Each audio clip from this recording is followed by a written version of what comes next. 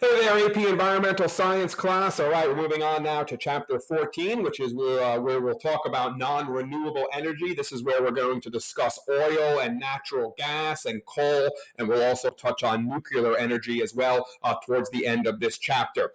58 slides or so to this chapter, so I will be able to do it in two parts. All right, and we will start part one right now. So again, chapter 14, non-renewable energy. So the first court case study talks about using hydrofracking to produce oil and natural gas. You may have heard a little bit about this as it was a little bit of a hot topic during the presidential elections last year. Basically, oil and natural gas can get trapped between compressed layers of shale rock formation. So shale rock is a sedimentary rock that forms as sediments pile up and then they compress together to form this rock. But in those sediments, you could have oil and natural gas being trapped. So what happens is we go in and we break the shale, and that then releases the oil or natural gas that we then can capture and use. Some new technologies have allowed access to some of this. One is known as horizontal drilling, and the other is hydraulic fracturing, or this hydrofracking, where we pump water, sand, and chemicals into the cracks to basically make the cracks a little bigger to extract the oil or natural gas. But unfortunately, this produces a hazardous waste slurry that then can get into groundwater and that can also affect the soil. So again, here's what we're talking about. Again, you have these basically this pipeline detail down here, water and sand, oil or gas goes down, oil or gas then comes up, and basically this is where all the stuff is stored. And again, you get natural gas in shale rock, you can get oil in shale rock, and we're actually going to talk more about this in a bit more detail as we go through this chapter. So what type of energy resources do we use? Well, 90% of the commercial energy used in the world comes from non-renewable resources, unfortunately. And those, again, we're talking about oil, natural gas, and coal. 90%. Okay, that's a number that we need to decrease that number. Obviously, energy resources vary greatly in their net energy. So this is something we're going to talk about as we go through this chapter. What is net energy? Well, it's the amount of energy available from a resource minus the amount of energy needed to make that resource available for us to take the energy from. All right. So again, kind of think about your when you get a paycheck, right? Your gross paycheck is the big number. Your net is what you actually take home when taxes are taken out. Well, think about that same thing when we talk about the net energy. Net energy is going to be basically how much that energy is worth after you take out the energy that is needed to actually get to or produce or get to that source of energy. Okay, and we're going to talk more about that net energy as we go through this chapter. Energy that heats the earth comes from the sun. Okay, commercial energy that is sold in the marketplace. Again, we have non-renewable, which is your oil, coal, natural gas, and nuclear energy. And then we have renewable commercial energy, which would be solar, hydropower, biomass, geothermal, and wind. And again, this chapter is going to basically concentrate on the non-renewable commercial energy that again is sold in the marketplace. That's when we talk about commercial energy, energy that is sold in the marketplace. So where does our energy come from? Again, on the left here is the world. You'll notice non-renewable, 90%. There's coal, natural gas, oil. Okay, 4% nuclear power, and then these are your renewables in here, your hydropower, and then your geothermal, solar, wind, only about 3%. Here we have the U.S. on the right side, and again, it's fairly similar to the rest of the world. Maybe we use a little more oil here in the U.S., a little bit more natural gas, a little less coal, slightly more nuclear power. And we use a little more geothermal, solar, and wind biomass energy than the world, maybe a little less hydropower. But again, the key is 90% non-renewable, 10% renewable. We need to increase that renewable energy because unfortunately the non-renewable, again, just that, non-renewable. So eventually they are going to run out. So let's talk about this net energy in a bit more detail. Again, it takes energy to get energy. That's the key to this net energy. So each step in making energy available uses high quality energy. So for example, oil, right, must be found. So first we got to find it. Okay, and that could use GPS technology, sounding, sonar, things like that. Then it needs to be pumped. Obviously, the pump, you need some energy to run the pump. It then needs to be transferred to a refinery. So you got to have some energy to transfer that oil to a refinery. It has to then be converted into gasoline. That takes more energy, and then it needs to be delivered to the consumers, which again takes more energy. So we have to factor in all of that to then look at the net energy that is produced. And by looking at that, we'll be able to see what energy may be more effective for us down the road. So what is the net energy yield? Well, that's the amount of high quality energy available from a resource minus the high quality energy needed to make the energy available. So again, that is your net energy. We basically defined it before. We're defining it once again, okay? So that's what we're talking about when we talk about net energy. Now, the net energy ratio, okay, also called energy returned on investment, is the energy obtained per unit energy used to obtain it. So basically, we just create a ratio, and we're trying to maximize that ratio, right? Okay. Energy efficiency is getting more useful work using less energy. So, for instance, we need to figure out how to heat buildings, produce electricity, driving more efficient cars. This is what we talk about energy efficiency. So when you look at your car, right? Let's say you're going to go buy a car, and you say, okay, one car 28 miles per gallon, another car averages 23 miles per gallon. Well, obviously the energy efficiency is better on the car that averages 28 miles per gallon compared to the car that averages 23 miles per gallon. Okay, so that's what we're talking about when we talk about energy efficiency. All right, so here is some of your generalized net energy. Okay, and what you want to look at is the net energy yield. So, for instance, electricity, right?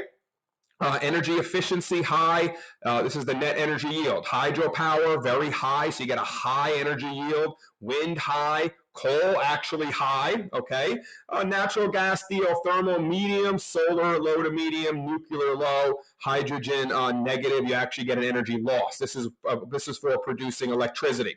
This is for heating, okay? Again, net energy yield, the energy efficiency high, passive solar, natural gas kind of medium. But look at your low here, shale oil, heavy oil from sands. We'll talk about that in a bit, okay? So obviously your net energy yields are going to be low here. High temperature industrial heat, okay? Again, look at your low net energy yields. Again, the oil, all right? The heavy oils, okay? You'll notice that coal keeps coming high. We'll talk about that in a bit. Coal's actually pretty good at producing a net energy yield, but unfortunately it's terrible for the environment, just gives out incredible amounts of toxic chemicals when it's burned. But actually, it's a pretty efficient type of fuel. Look at transportation again. So gasoline, you get a high energy yield. That's why we use it. Okay. You'll notice ethanol, biodiesel, actually low energy yield. So again, depending on what you want to do, some of the non-renewable resources, the fossil fuels, actually give us a high net energy yield, and that's why we've been using them, okay? But unfortunately, we have to begin to wane from using them and figure out how to get some of these other things like ethanol and biodiesel maybe to get up to that high net energy yield, okay? So let's continue on. What are the advantages and disadvantages of using oil? All right, so we will now kind of transfer and start talking about oil here. So conventional crude oil is abundant. It has a medium net energy yield. Okay, so it doesn't have the highest, but definitely doesn't have the lowest, kind of in the middle. But unfortunately, it causes air and water pollution, and it does release carbon dioxide into the atmosphere, as we all know, okay, burning that oil. Unconventional heavy oil from oil, shale rock, and oil sands, there's actually potentially a large supply of that. Unfortunately, though, it has a low net energy yield, all right? So it's not producing as much energy as needed to, let's say, actually produce the oil or from the shale rock or the oil from sands. And it definitely has a higher environmental impact, which we'll talk about in a bit, because you have to do some mining, some strip mining to actually get the oil from the rock or from the sand. Crude oil, which is called petroleum, all right, contains combustible hydrocarbons. Peak production is the time after which production from a well declines. This is we're talking about how we depend heavily on oil. And crude oil cannot be used as it comes out of the ground. It has to be refined using high quality energy into and we do then get some petrochemicals, which are some byproducts. So again, just kind of some terms here, just kind of things to think about. All right, this is actually this is many components of crude oil removed, okay, depending on their boiling point. So this is how, when we go into a refinery, how we actually get these products from the oil. And basically, the most volatile with the lowest boiling points tend to be at the top. So for instance, asphalt has a high, going to have a high boiling point. We pull that out quickly. Grease and wax next, etc. Diesel, you'll notice when you get up to the top here, gasoline, gases with the lowest boiling point happen to be the most volatile. And again, this is all takes energy, right? This is heated crude oil, and then we get all these products from it. But again, this obviously takes energy to produce this, and that's what we look at when we talk about the net energy yield. This is just a picture of an oil refinery in Texas. Again, all the energy that goes in here to actually produce something from the oil, from the crude oil that we can actually use. And again, that's something that we have to look at. So, is the world running out of crude oil? Well, there are proven oil reserves and there are available deposits. 12, however, OPEC countries have 81% of the world's proven crude oil reserves. So this means that, unfortunately, 12 of the countries in the world have most of the world's crude oil reserves, and these countries play a role in regulating global prices by agreeing to increase or decrease the amount produced. So not only do we need to, in my personal opinion, get off of oil because it's bad for the environment, but I think it's also bad politically because we have to be emboldened. We have to basically we're kind of at the mercy of these 12 OPEC countries. Some of them aren't as friendly to the U.S. as others, and so again, we're kind of relying on other countries, which maybe isn't the best thing. So for me, I say even more of a reason to try to wean ourselves off of this oil and gas in these fossil fuels. Not only does it help the environment, but I think it helps us in a political situation as well. We are seeing, though, an increasing shortage of cheap oil. All right, easy to reach deposits are quickly being depleted. So again, when we look at that net energy yield, it's going to take more energy to get oil that is deeper into the ground, and that's going to decrease that net energy yield. Again, the shortage of cheap oil, where we're seeing an increasing shortage of that cheaper oil. So this is basically, this is from 2014. This is oil production and consumption in the United States compared to some other countries. So you'll notice proven reserves, Venezuela, Saudi Arabia, and Canada. Production, though, Saudi Arabia, Russia, United States, and look at the consumption, okay? We consume most of it. China and then Japan follows us. So U.S. commercial energy sources, again, 82% of our energy comes from fossil fuels, with the largest portion of that coming from that crude oil that we have been talking about in the last couple of slides. U.S. oil consumption exceeds domestic production, which means, again, we have to import oil from some of these other countries that, again, put us a little bit at the mercy of those countries and how they want to manipulate the price of oil by raising or lowering how much oil they're actually pulling out of the ground. Recent rise in domestic production of tight oil from shale rock. Shale rock likely to peak right around now and then decline. So again, more of a reason why we need to kind of trade off and try to find some renewable energy resources to kind of counteract these non-renewable. So here's your trade-offs from conventional oil. Again, advantages, disadvantages. You know the routine. You've seen these charts. Just understand a few advantages, understand a few disadvantages. So some advantages of conventional oil: ample supply for at least the next several decades. Net energy is medium, okay? but it is decreasing. Why? Because the cheaper oil is being harder to find. We have to go down now deeper, which causes need more energy, and that, of course, lowers the net energy. We have a low land disruption, though, for conventional oil, which is an advantage. And there's an efficient distribution system, obviously, as this has been for the past 80 to 100 years, how we've been doing things. Obviously, your disadvantages: water pollution from oil spills and leaks, environmental costs not included in the market price as usual. It releases carbon dioxide and other air pollutants when burned, and they're vulnerable to international supply interruptions, again, at the mercy of countries that may not be as friendly to us as maybe some other countries are. So again, talking about oil. Now, let's talk about this heavy oil. So heavy oil and the sand oil we'll talk about, you may not have heard a lot about. The use of heavy oil has a high environmental impact. So let's talk about this shale oil that is integrated within the bodies of shale rock. All right, so this is as opposed to being trapped between layers of rock. Again, that was more of the fracking, okay, where we have the shale rock and then oil or gas is trapped between the layers. This is not what we're talking about here. We're actually talking about how oil is integrated into the shale rock itself.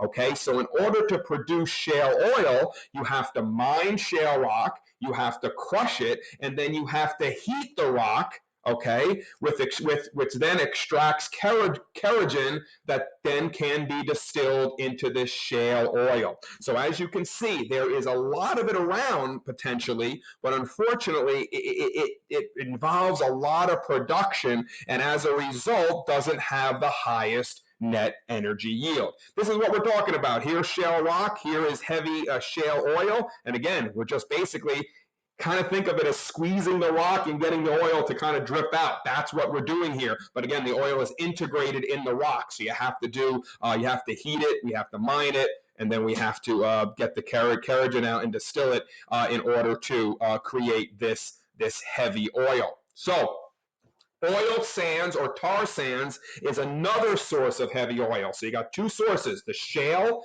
and then what we call oil sands or tar sands. They contain bitumen, and extensive deposits are in Canada, especially in Western Canada. However, to extract this, you have to clear cut forests and you have to strip mine the land. It has a low net energy yield because it takes a lot of energy to get this stuff out of the ground. Requires a lot of water, and it emits a lot of pollutants, unfortunately. So this is kind of what we're looking at here. This is in Alberta, Canada, all right? And this is, again, this is shale surface mining in Alberta. They had to clear the forest. You see the forest here. Well, they had to clear all the forest here, and then they start strip mining, okay? And you can tell that that is just obviously doesn't help the environment. And again, it's a lot of work, a lot of energy needed. And so while we have a lot of this heavy oil around in the shale, in the sand, the net energy yield is low because, again, it takes a lot of energy to extract that energy. All right, so once again, here's a chart. Trade-offs, advantages, disadvantages from heavy oil, from oil sands. Again, large potential supplies, easily transported within and between countries, efficient distribution system in place. Disadvantages: low net energy because it takes a lot of energy to get this stuff out, okay? It's expensive because of that. It does continue to release carbon dioxide and other air pollutants, which we're trying to stop because of global warming. It's severe land disruption. Just take a look at this picture, okay? Severe land disruption, and obviously water pollution and high water use. So not only are we using a lot of water, again, we talked about water resources in the last unit. We don't have as much all over the world, not evenly distributed, so we're using a lot of water, and it's obviously polluting a lot of water as well, trying to get this heavy oil from the oil sands. Okay, so that is basically our discussion on oil. All right, so now we're going to move on to natural gas. So what are the advantages and disadvantages of using natural gas? Well, natural gas is mostly methane, propane, butane, and hydrogen sulfide in smaller amounts. It has a medium net energy yield and a fairly low production cost. So that's some good news. It burns cleaner than oil and coal. It's not perfectly clean, but it definitely burns cleaner. It still produces carbon dioxide. It still produces other other air pollutants, but not as much as oil and coal. And it's extracted through horizontal drilling and fracking, as we kind of begun to talk about in that core case study at the beginning of this chapter. So natural gas is a versatile and widely used fuel. So basically, a couple of terms here for you. We have something called liquefied petroleum gas, LPG. This is stored in pressurized tanks for use in rural areas. Or natural gas can just be liquefied natural gas, LNG, which can be transported across the oceans. Again, low net energy yield, unfortunately. And the United States actually currently exports LNG, or liquefied natural gas, to other countries because we do have a good supply of natural gas here. In fact, right next door in Pennsylvania, they have a bunch of natural gas in the shale rock, and that's why when you probably heard about the fracking during the presidential election, a lot of it was centered on the state of Pennsylvania. So again, here's our favorite chart with our advantages and disadvantages of using conventional natural gas. So advantages: ample supplies. It's a very versatile fuel, can be used for a lot of things. Medium net energy, so again, not horrible. And it emits less carbon dioxide and other air pollutants than other fossil fuels when burned, like coal and oil. Disadvantages: unfortunately, there's a low net energy for the LNG. Okay, production and delivery may emit more carbon dioxide and methane per unit of energy produced than coal. So maybe we emit a little more in the production and delivery than the production and delivery of coal. Doesn't mean coal doesn't produce as much when it's burned. We're talking about the production and delivery part here. Fracking uses and pollutes large volumes of water, so an issue there. And there's potential groundwater pollution from fracking as well. So we're now going to talk a little bit more about fracking. Science Focus 14.1, environmental effects of natural gas production and fracking in the U.S. So fracking has several harmful environmental effects. So again, this is what the discussion was during the presidential election. There's some positives with fracking, but there's also some negatives. First of all, it requires enormous amounts of water. Okay, enormous amounts. You produce hazardous wastewater when you frack. So earthquakes could actually release that hazardous wastewater into the groundwater, which then could pollute your drinking supply. Failure of well casing cement causes contaminated groundwater. So again, if you don't have cement casing where you're doing this fracking to kind of prevent any of that polluted water, if it doesn't work, well, it causes that water to contaminate the groundwater. So the water that was used in the hydrofracking then gets contaminated, or at least contaminates the groundwater. And natural gas fracking, it was excluded from EPA regulations in 2005. So in 2005, the EPA excluded natural gas fracking in the regulations, and that obviously isn't a good thing. So what is this picture? This is actually an incredible picture from Pennsylvania, and what it's showing is that the water coming out of this woman's faucet, she actually lit the water on fire.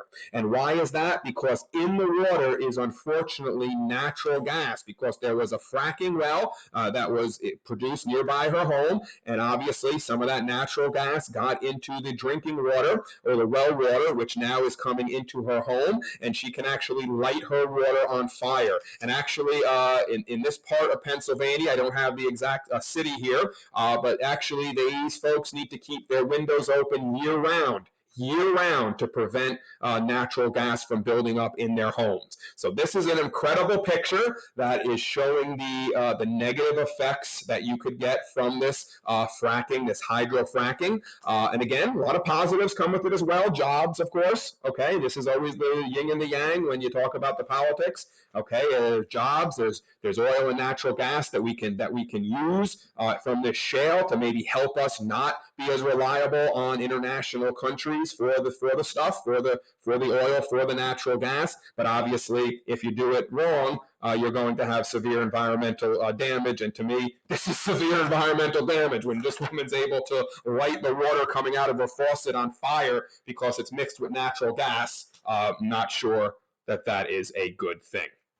So can natural gas help to slow climate change? So that's the big question, because it doesn't produce as much as oil or coal, as much as that carbon dioxide. It emits less per unit of energy than coal. Low price could slowly shift to other renewable energy resources. So we could maybe using natural gas as kind of a kind of a mediator, I guess you could say, or kind of a middle road as we slowly shift to other energy resources that are more renewable, like hydropower, solar power, wind power, etc.